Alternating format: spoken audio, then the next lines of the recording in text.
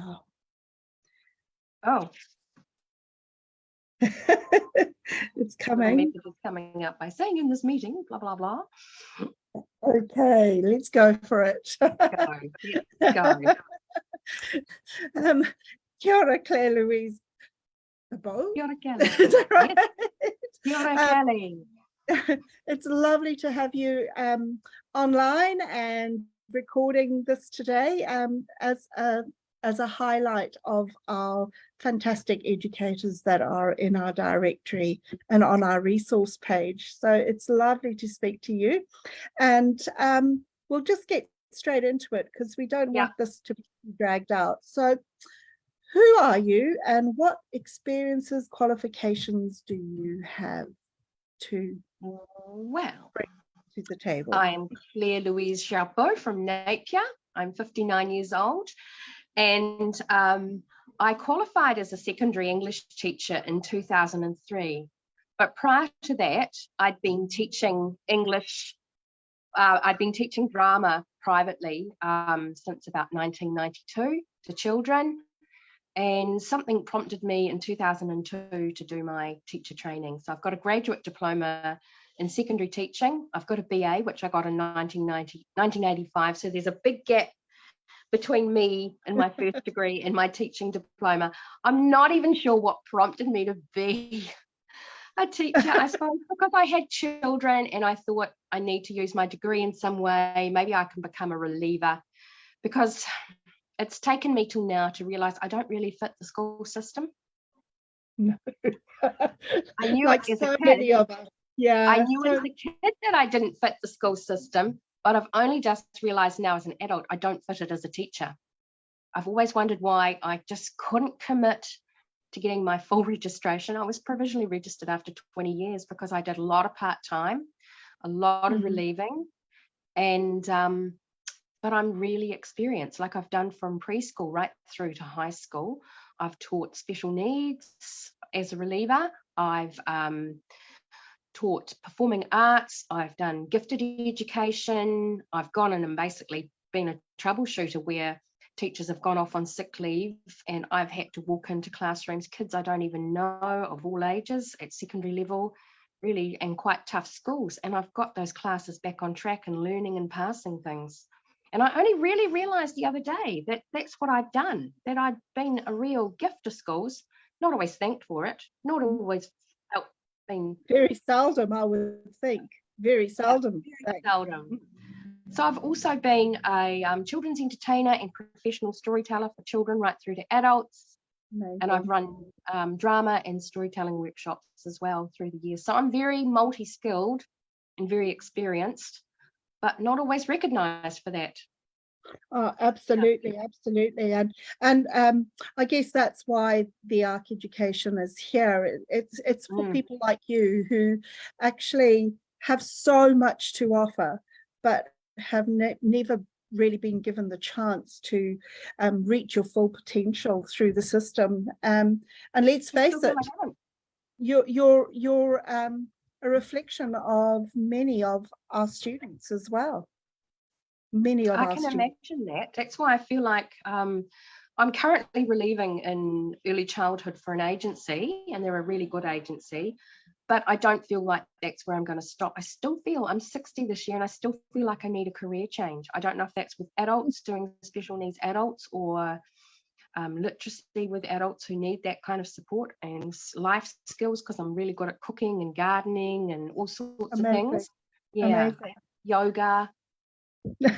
So you see, the thing is, yeah, you have so much to offer, and actually probably would be an amazing asset to the homeschooling space. Yeah, I would like to be involved more with homeschooling, but it's getting the connections. Yeah, it is, and that's what we're here to try and do for you. So what motivates, inspires you to do what you do?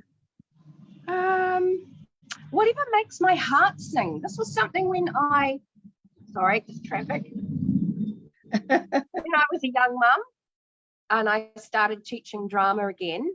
In 1996, I had a 2-year-old and a 4-year-old. And I just remember biking home, because I use public transport and bike, I don't drive. and it was like my heart was singing, and that's been a motivation ever since. Like, whatever makes your heart sing, whatever makes the heart sing of your learners, seeing learners challenge themselves, learning new skills, taking on things they've never done before, and feeling confident and happy afterwards. I think confidence and communication are big for me, and creativity. Absolutely. Creativity, yeah. I love Connecting with STEAM. themselves, with themselves, because if you don't connect with yourself, you can't connect with anything else. Yeah. Well, because I've been privileged enough to relieve at primary school level, I decided as a secondary teacher I really enjoyed it, and I just adapted myself to the primary thing, and I found myself being let. They'd say, look, we're going to have STEAM on those days. Would you like to know what we're doing, and would you like to do some planning, like well in advance? And I said, yes, please. And I found myself loving STEAM. I love technology and that type, and science, because even though I trained as an English teacher, I always thought I was really bad at maths, but actually I'm not so bad at maths. I can do basic, I can. And doing STEAM was wonderful because I could take all my artiness and creativity and put it into kind of technology and things. It was really cool to have. Very exciting. Yeah. Yes. So I can do STEAM as well. I can do STEAM. And STEM. Yeah. You can do everything there. Yeah. So yeah, just happiness is so important. Challenging yourself, getting over your fears of things. Yeah. Yes. Awesome. Learning. All fantastic motivations. What are your offerings as a service provider on the ARC Education? What are you? Yeah, I had a deep think about this afternoon. I've never really taught on Zoom and online. I missed out on that during those lockdowns, thank goodness, as a reliever. I didn't have to do any of that. But I realised I prefer to teach in person, but I could do online seminars and things and workshops. Somehow I could do it, either to individuals or to groups. It's just a matter of making the technology work. I might have to borrow a laptop. I don't know. I'm very good at writing poetry and editing and things like that. I've taught a lot of creative writing, so I can offer support with literacy in all forms, creative writing, all kinds of literacy, reading, spelling, all those things, to different age groups. I can offer drama workshops and poetry workshops, oral language support to all age groups, like with speeches, public speaking, drama, all those aspects. Yeah, I can offer quite a lot, actually. I could even do yoga. I could even offer yoga. Absolutely. Well, we might have to watch out for a few of your events in the future, I think. Yeah, I think I need to. Yeah, I've just got so much going on with, like, I had 3 weeks of no earning money because of the cyclone, 3 weeks of absolutely no earning, and that's kind of put me back. So I need to really, I've got to try and get 4 or 5 days a week of the early childhood relieving. Yes. It doesn't pay like. Yeah. No, it doesn't pay like school. Yes. No, it doesn't. Not at all. No. But my agency paid quite well. So I'm on more than minimum wage, thank goodness. Yeah, that's good. I've got to focus on moving house and what I'm going to do there. I'm not in a big hurry. I haven't even started looking. I've had them here flat on the market for 3 months. Yeah. Anything else I can say?